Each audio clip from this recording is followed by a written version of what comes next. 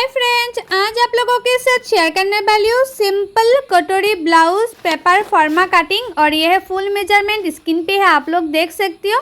तो मैं पहले कटिंग करूँगी बैक पार्ट। तो बैक पार्ट का लेंथ लिया है 15 इंच। यह जो ब्लाउज होगा उसका रेडी लेंथ है 14 इंच। तो मैंने 1 इंच लिया है सिलाई मार्जिन के लिए, तो हो गया था 15 इंच।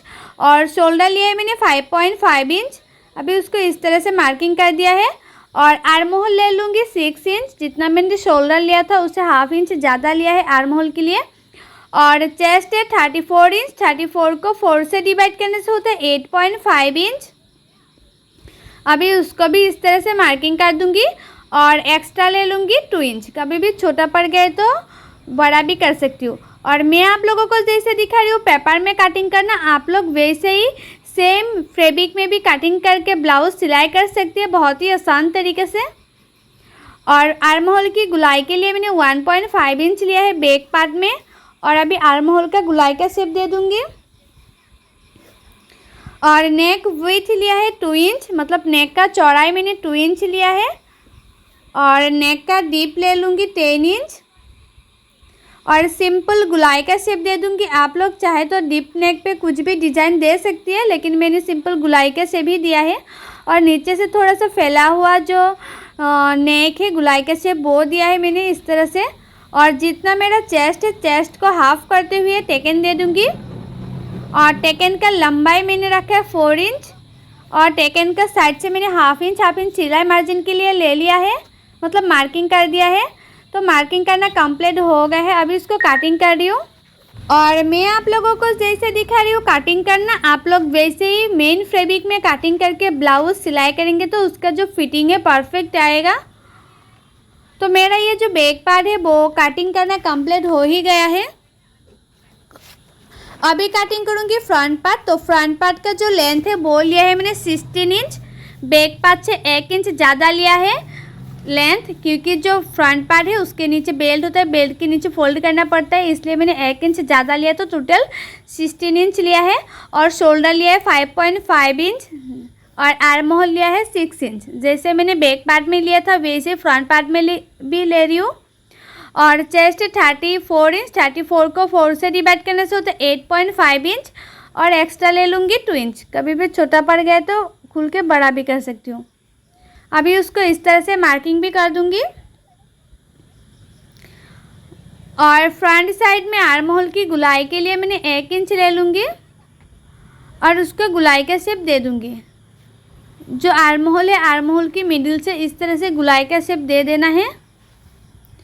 और नेक विड्थ है 2 इंच, नेक का चौड़ाई 2 इंच है। और फ्रंट नेक का डीप लिया है मैंने 6 इंच। आप लोग चाहे तो 6.5 इंच भी डीप ले सकती है, लेकिन मैंने 6 इंच लिया है।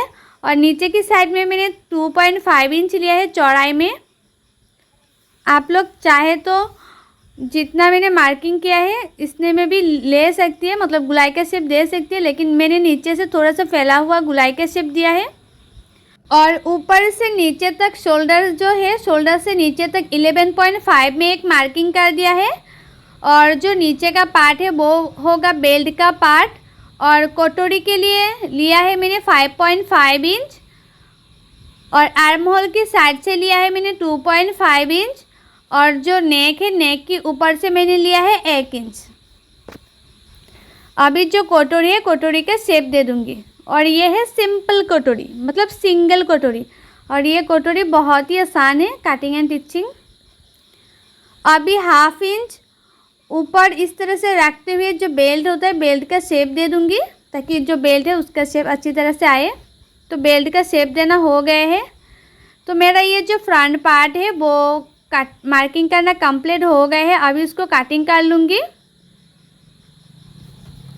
और मेरे यूट्यूब चैनल पर हर साइज़ का blouse cutting and stitching video already upload है, आप लोग नहीं देखे तो जाके ज़रूर देखिएगा। एंड कटिंग एंड स्टिचिंग सीखने के लिए मेरे यूट्यूब चैनल को सब्सक्राइब भी कर दीजिएगा।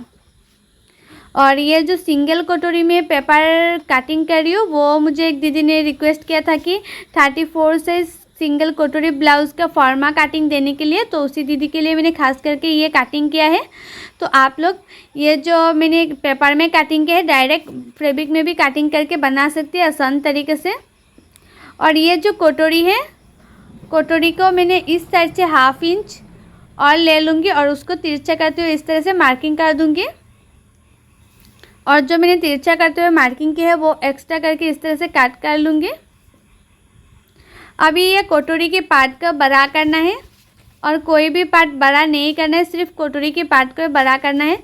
तो कटोरी को मैंने इस तरह से रख दूँगी और कटोरी के चारों ओर मार्किंग कर लूँगी।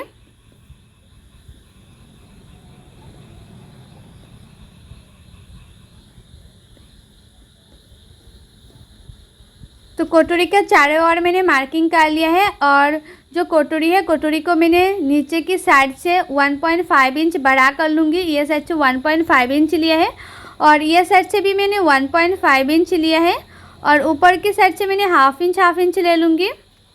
1/2 इंच लिया है सिलाई मार्जिन के लिए। अभी उसको इस तरह से मिला भी दूँगी।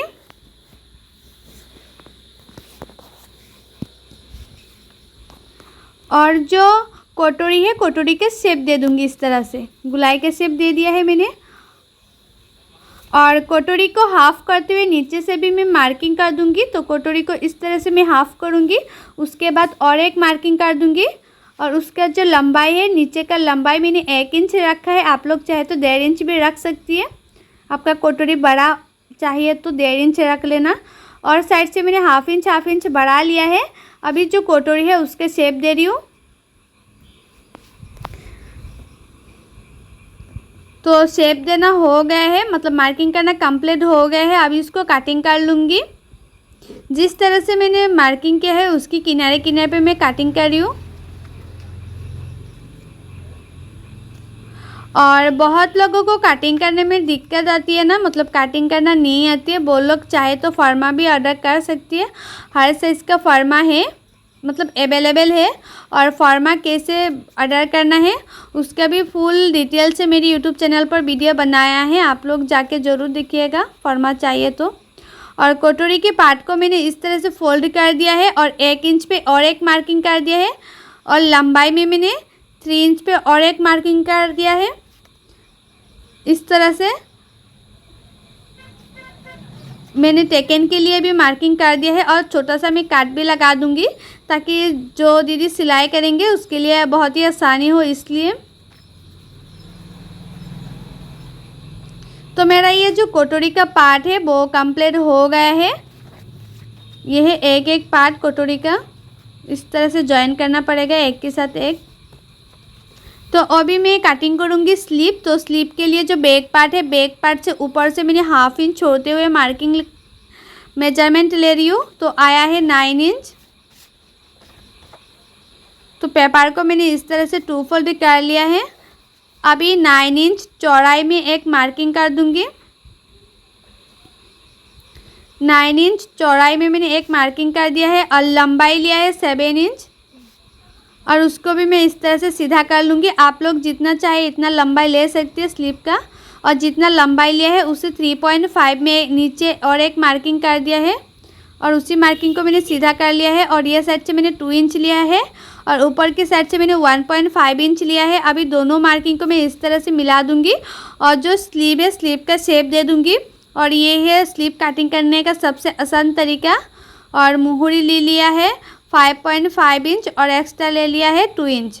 अभी उसको इस तरह से मिला दिया है। तो मेरा ये जो स्लीव है वो मार्किंग करना कंप्लीट हो गया है। अभी इसको कटिंग कर लूँगी।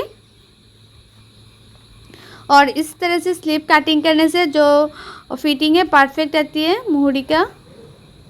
तो मैंने फ्रंट साइड में 1/2 इंच अंदर रखते हुए भी कटिंग कर लिया स्लीव को। और ये है 34 साइज़। तो मैंने ये पेपर में लिख भी दिया है, ये 34 साइज़ का है। सो आप लोगों को मेरा ये वीडियो अच्छा लगा है तो लाइक शेयर सब्सक्राइब जरूर कर देना। सो बाय, थैंक्स फॉर वॉचिंग।